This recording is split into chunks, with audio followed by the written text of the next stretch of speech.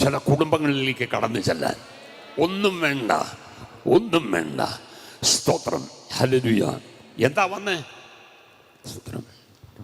ദൈവം എനിക്കൊരു നിയോഗം തന്നു, നിങ്ങളുടെ വീട്ടിൽ വന്ന് പ്രാർത്ഥിക്കാനായിട്ട്. അതിനൊന്ന് സമ്മതിക്കുമോ?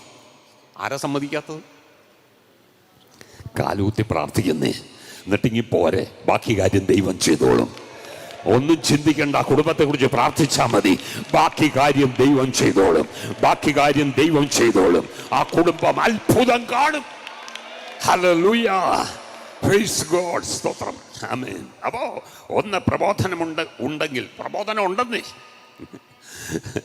സ്തോത്രം, ഉണ്ടെന്ന് പറയാം, ഉണ്ട്. 2, സ്നേഹത്തിൻ്റെ വല്ല ആശ്വാസവും ഉണ്ടോ? ഉണ്ടെന്നേ, കൊടുക്കാനുണ്ട്.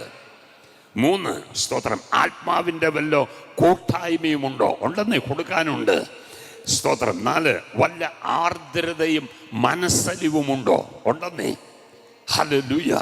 ഇത് 4 ഉണ്ടെങ്കിൽ, സ്തോത്രം, അടുത്ത കാര്യം പറയുകയാണ്, നിങ്ങൾ ഏക സ്നേഹം പൂണ്ട്. അവിടെ ഇതില്ല, ഭിന്നതയില്ല.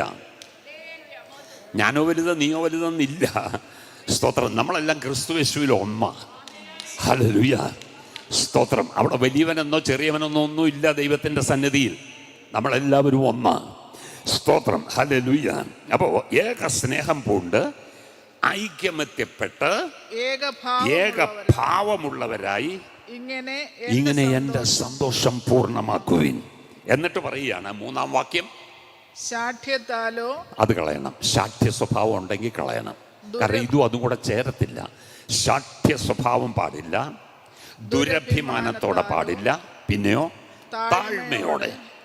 ഓരോരുത്തൻ മറ്റുള്ളവനെ തന്നെക്കാൾ ശ്രേഷ്ഠനെന്നെണ്ണണം. 4-ാം വാക്യം, സെൽഫിഷ് ആകരുത്. 4-ാമത്തെ വാക്യം, ഓരോരുത്തൻ സ്വന്തം ഗുണമല്ല മറ്റുള്ളവന്റെ ഗുണവും കൂടെ നോക്കണം. എന്നിട്ട് പറയുകയാണ്, ക്രിസ്തുയേശുവിലുള്ള ഭാവം തന്നെ. അതായിരുന്നു ക്രിസ്തുവിലുള്ളത്. ഹല്ലേലൂയ. ഞാനും നിങ്ങളും ക്രിസ്തുവിലായാൽ ഇതെല്ലാം നമ്മിൽ വെളിപ്പെടണം. അല്ലെങ്കിൽ നമ്മൾ ക്രിസ്തുവിലായിട്ടില്ല. അങ്ങനെയാണെങ്കിൽ ഞാൻ പറയട്ടെ, ഞാൻ നിങ്ങളും ക്രിസ്തുവിലായ, I am in Christ Jesus എന്ന് പറഞ്ഞാൽ ഇതെല്ലാം അവിടെ കാണണം. കാണരുതാത്തത് കാണുകയും ചെയ്യരുത്. സ്തോത്രം.